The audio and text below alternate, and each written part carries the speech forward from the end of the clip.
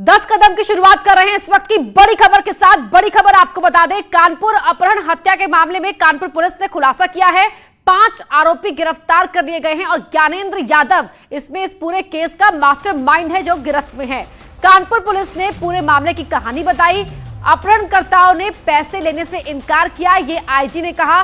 पैसे को लेकर जांच जारी है। संजीत को मारने से पहले उसे शराब पिलाई गई थी, ये बात अपहरणकर्ताओं ने कबूल की है।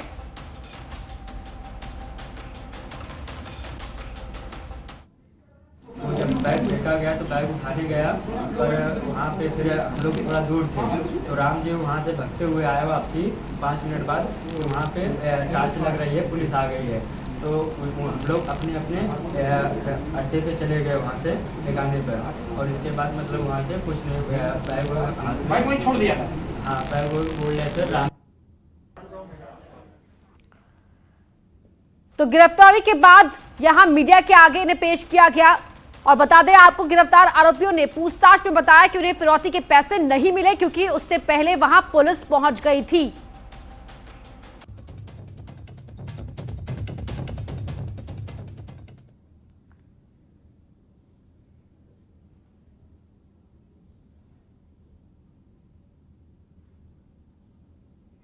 जो दोनों बयानें आई हैं, जो है लगातार बात कर रहे हैं।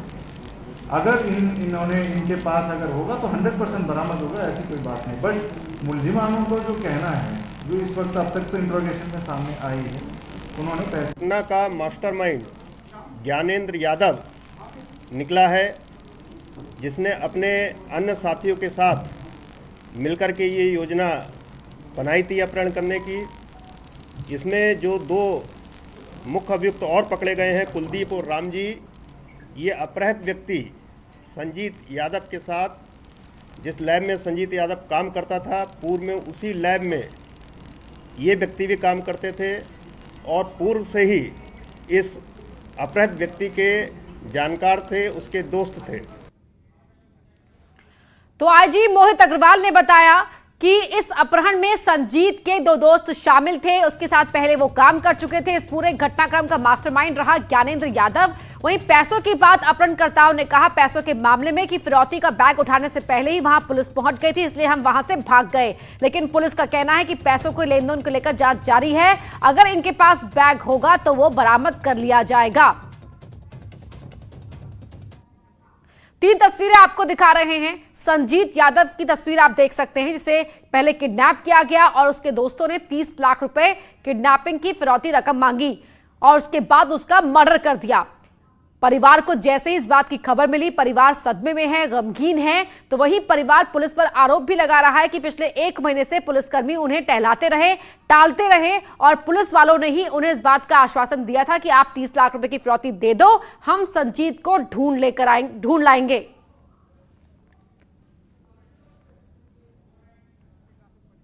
कब क्या हुआ ये आपको बता रहे हैं। 22 जून को संजीत को किडनैप किया गया था और अपहरणकर्ताओं ने 30 लाख रुपए की फिरौती मांगी थी 29 जून को। 13 जुलाई को पुलिस ने फिरौती की रकम लेकर भेजा और अपहरणकर्ता फिरौती की रकम लेकर फरार हो गए। हालांकि दावा कर रहे हैं कि उन्होंने वो बैग नहीं उठाया। 23 जुलाई को 2 दोस्त समेत 5 आरोपी पुलिस ने गिरफ्तार कर लिए। पुलिस का कहना है कि अपहरणकर्ताओं ने इस बात को स्वीकारा है कि किडनैपिंग के 4 दिन बाद ही उन्होंने संजीत का मर्डर कर दिया था और संजीत ने ही बातों में उन्हें इस बात की जानकारी दी थी कि उनके पास बहुत पैसा है। और 30 लाख की फिरौती किडनैपर्स की ओर से मांगी गई। परिवार का आरोप है कि पुलिसकर्मी ने ही उन्हें इस बात को लेकर कन्विंस किया कि वो फिरौती की रकम दे दे और पुलिस बदमाशों को ट्रेस कर लेगी। परिवार का दावा है कि उन्होंने 30 लाख रुपए एक बैग में भरकर फेंके थे। वहीं अपहरणकर्ता यह दावा कर रहे हैं कि उन्होंने वो बैग नहीं उठाया क्योंकि उनके बैग उठाने से पहले ही पुलिस की मौजूदगी की जानकारी उन्हें हो गई थी, इसलिए वो वहां से भाग गए। पुलिस का कहना है कि जो भी ये तमाम किडनैपर्स हैं, ये पहले संजीत को जानते थे, उसके बाद लैब में काम कर चुके थे और संजीत ने ही उन्हें बातों में इस बात का जिक्र उनसे किया था कि उसके पास पैसा है और इसीलिए इन्होंने पूरी साजिश को अंजाम दिया। पूरे घटनाक्रम को का जो मास्टरमाइंड है वो ज्ञानेंद्र यादव है, जिसने इस बात की पूरी प्लानिंग की कि संजीत को शराब पिला के किडनैप करेंगे और फिर उसके परिवार से रकम वसूली जाएगी। किडनैपिंग के 4 दिन बाद ही इन लोगों ने संजीत का मर्डर कर दिया, लेकिन उसके बावजूद परिवार से ये पैसे मांगते रहे और परिवार ने 30 लाख की रकम जुटाकर किडनैपर्स को देने के इंतजाम किए। और 2 सहयोगी हमारे कानपुर से लाइव जुड़ रहे हैं। शाम हमारे साथ जुड़ चुके हैं और साथ ही सौरभ भी जुड़ चुके हैं। शाम, पहले आपका रुख करना चाहेंगे। पुलिस की जो प्रेस कॉन्फ्रेंस थी, 5 आरोपियों को पेश किया गया मीडिया के सामने, लेकिन बड़ा सवाल यह कि 30 लाख का वो बैग जो परिवार दावा कर रहा है कि हमने फिरौती की रकम दी, वो गई कहां?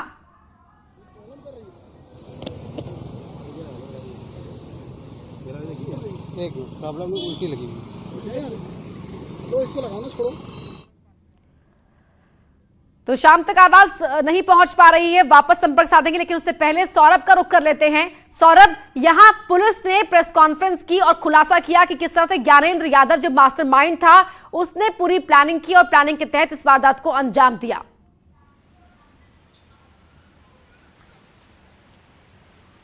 देखिए, जाहिर तौर पर इस पुलिस के जो खुलासा है उस पर कई सवाल खड़े उठते हैं। जो ये 4 अपहरणकर्ता पकड़े गए, उसमें से 2 में से एक व्यक्ति ऐसा है जो पुलिस का काफी खास था। इलाकाई लोगों का कहना है कि वो रणजीत राय का वो एजेंट था जो रणजीत राय उसके दम पर यहां पर पैसा वसूलते थे। इस खाकीदारी में इतने खाकी में दाग थे कि इसी ने ये अपहरण कराया, ऐसा परिवार वालों का आरोप है। परिवार वालों का कहना है कि वो लगातार इस बात का दबाव करता रहा कि वहां पर पैसे की व्यवस्था करिए। उसने एक बार भी नहीं कहा कि आपके बेटे को बरामद कराएंगे। अब बड़ा सवाल ये उठता है कि अगर अपहरणकर्ता वो बैग नहीं उठा ले गए तो 30 लाख रुपए गया कहां? अब पुलिस बैकफुट पे नजर आ रही है, अधिकारी बैकफुट पे नजर आ रहे हैं। अधिकारियों को साफ तौर पे अपने विभाग को बचाने में लगे हुए हैं, जिससे पुलिस की छवि खराब ना हो। लेकिन सच्चाई है कि घर वाले लगातार इस बात के साक्ष्य पेश कर रहे हैं कि उन्होंने 30 लाख रुपए कहां से बंदोबस्त किए थे, और सभी वो साक्ष्य उनके पास हैं। अब पुलिस लगातार, इससे पहले भी बहन ने आरोप लगाया कि किस तरीके से क्राइम ब्रांच के इंस्पेक्टर ने उसको दबाव डाला कि आप झूठ बोलिए। तमाम वो साक्ष्य, तमाम वो सच न्यूज़ 18 लगातार दिखा रहा है। बिल्कुल, रणजीत राय की खाकी में इतने दाग हमारे साथ जुड़ गए हैं। शाम, क्या अपडेट है आपके पास?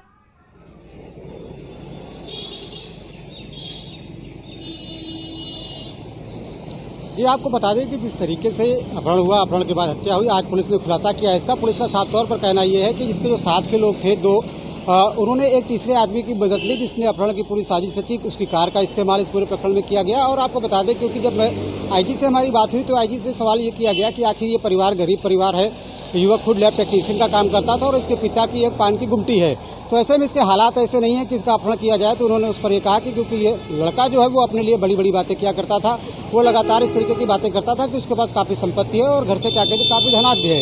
इसके चक्कर में इसका अपहरण किया गया। और पुलिस ने ये बताया कि ये 26 तारीख के रात में इसने भागने का प्रयास किया। जब इसने भागने का प्रयास किया तब इसी दौरान उसको जिसने भागने का प्रयास किया उसको पकड़ करके इसकी हत्या कर दी और इसके बाद रैंसम की मांग की गई। पुलिस से सवाल ये भी उठा कि आखिर जो 13 तारीख को पैसा मांगा गया और उसके बाद इस पैसे जो बैग फेंका गया और उसमें पैसा था, तो पुलिस फिलहाल इस बात को फिर से इनकार करती हुई नजर आ रही है कि उस जो बैग फेंका गया उसमें किसी तरीके का कोई पैसा नहीं था। और पुलिस ने जो तत्कालीन कार्रवाई की है बर्रा इंस्पेक्टर को सस्पेंड करने की, इसके अलावा आज जनता नगर चौकी इंचार्ज है उनको सस्पेंड करने की बात की है। इसके अलावा पुलिस जो तमाम दूसरे लोग हैं उनको क्लीन चिट देती हुई नजर आ रही है। जो तमाम अधिकारी पर्यवेक्षण में लगे हुए थे इस पूरे उसको, तो आला अधिकारी उनको क्लीन चिट देते हुए नजर आ रहे हैं। हम आपको बता दें कि हमारे साथ एसएसपी कानपुर खुद मौजूद हैं, हम उनसे बात करने का प्रयास करते हैं। सर, ये बताइए कि ये जो पूरा घटनाक्रम का खुलासा हुआ है, किस तरीके से खुलासा संभव हो पाया और किन किन लोगों की गिरफ्तारी हुई है इसमें? देखिए, एसएसपी अभी फोन कॉल पे बिजी है, लेकिन हम उनसे फिर दोबारा जुड़ने का प्रयास करेंगे। तब तक मैं आपको बता दूं कि किस तरीके से ये जो बैग फेंका गया था, बैग फेंकने के बाद तमाम कंट्रोवर्सी हुई। सवाल ये कहा यह गया कि उस बैग में 30 लाख रुपए मौजूद है। पुलिस ने उसको डिनाई किया और उसके बाद परिवार के ऊपर प्रेशर बना करके एक बार परिवार से भी इस तरीके का बयान दिलवा दिया कि बैग में किसी तरीके का कोई पैसा नहीं था।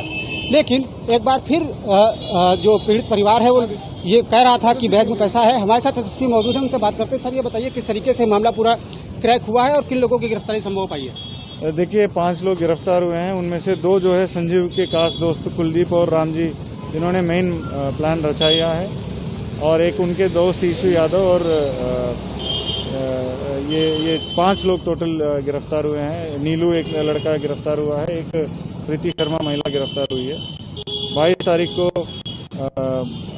रात में इन्होंने दारू पीने के बहाने संजीत को बुला लिया बहाने करके, और उसको दारू में ही नशे की गोली मिला के वो अपने पहले से किराए पे लिए हुए कमरे पे ले गए थे। तो वहाँ पे उन्होंने उनको नशे की इंजेक्शन देते रहे लगातार, और जब उन्होंने ये बात धमकी दिया कि हम कुलदीप को और सबको पकड़वाएंगे, तो घबराहट में तुरंत इन्होंने फिर नशे की एक इंजेक्शन दिया, फिर रस्सी से गला घोट के उसकी हत्या किया। और 26/27 रात को इन्होंने हत्या किया, और 27 को इन्होंने नदी में, पांडू नदी में इन्होंने बाड़ी फेंका, और वहाँ से पूरा काली करके सब अपने अपने काम करने शुरू कर दिए। फिर राम जी और ये कुलदीप और यीशु ने ये प्लान बनाया कि अब इतना रिस्क उठा लिया, फिरौती मांग ही लिया जाए। तो सब कुछ खत्म होने के बाद 29 तारीख को फिर इन्होंने फिरौती हेतु कॉल किया है। तब परिवार वालों का ये आया कि फिर 364 की में तरमीम हुआ है, और तत्काल इसमें टीम्स गठित की गई हैं। उसमें उस समय जो लापरवाही जो SHO जो किया है इन्होंने इनिशियल स्टेजेस में, उनको निलंबित कर दिया गया है, और चौकी इंचार्ज को भी निलंबित कर दिया गया है। सर ये बताइए कि इस पूरे प्रकरण में 30 लाख रुपए को लेकर के बड़ी कंट्रोवर्सी रही। परिवार कहता रहा कि 30 लाख रुपए बैग में रखा गया था। क्या अब इस मामले को क्रैक कर लिया, क्या हकीकत है इसकी? देखिए, परिवार वालों का शुरू से ये कहना था कि वो रकम दिए हैं, बट जो मुलजिमानों से पूछताछ के दौरान अन्य तमाम चीज़ हम लोगों ने बरामद किया। मृतक की मोटरसाइकिल बरामद किया, और जो फोर्ड फिगो गाड़ी बरामद हुई है जिसमें ये कांड हुआ है, इसमें से काफ़ी सारे नशीली इंजेक्शन्स वगैरह जो यूज़ करते थे वो बरामद हुआ है। और जो रैंसम मांगने के लिए 2 मोटरसाइकिल यूज़ किए गए तो वो भी बरामद हुआ। पूछताछ के दौरान अलग अलग भी करके पूछताछ कर ली गई कि अपहरणकर्ता के द्वारा अपने जुर्म तो कबूल किया जा रहा है, बट फिरौती के बाद ये कहा जा रहा है कि जो बैग मिला उसमें हमको पैसे नहीं मिला, इसलिए हमने उसको फेंक दिया है। जो कि बैग रिकवर होना शेष है, हम रिकवर करने की प्रयास कर रहे हैं। एसएसपी साहब ये बताइए, तकनीक का जमाना है, तकनीक की सहायता से तमाम केस क्रैक होते हैं, तमाम बड़े बड़े अपराधी पकड़े जाते हैं। ये बताइए, इस मामले में लगातार अपहरणकर्ता फोन कर रहा था, लंबी लंबी बात कर रहा था, सर्विलांस सिस्टम कहाँ फेल हो रहा था, क्यों नहीं पुलिस पकड़ पा रही थी? देखिए, इसमें नंबर 1 चीज़ ये है कि इसको पीछे से कोई पुराना आदमी गाइड कर रहा था, जिसका नाम आशीष के रूप में इन लोगों ने बताया, जो कि गिरफ्तारी है तो शेष है। उन्होंने इनको प्रॉपर तरीके से इन्होंने बहुत सारी चीज़ें सिखाई है। कभी भी एक जगह से इन्होंने कभी कॉल नहीं किया है, और दूसरी बात अपने मोबाइल पे ही वॉइस चेंजर लगा के वो किया है, और तीसरी बात कभी एक आदमी ने कभी फ़ोन नहीं किया है, अलग अलग बदल बदल के किए हैं। दूसरी बात है, हम लोग राहुल यादव पे फोकस कर रहे थे, जो भी नेम्ड थे, जो कि इनके बहन के साथ रिश्ता टूट गया था और पहले से परिवार को धमकी दिया था। उसी पे हम लोगों शुरुआत के दिन शाम अब ये आरोपी तो पकड़े गए हैं जिन्होंने पूरे किडनैपिंग और मर्डर की वारदात को प्लान किया था और उसे अंजाम दिया, लेकिन 30 लाख की रकम गई कहां?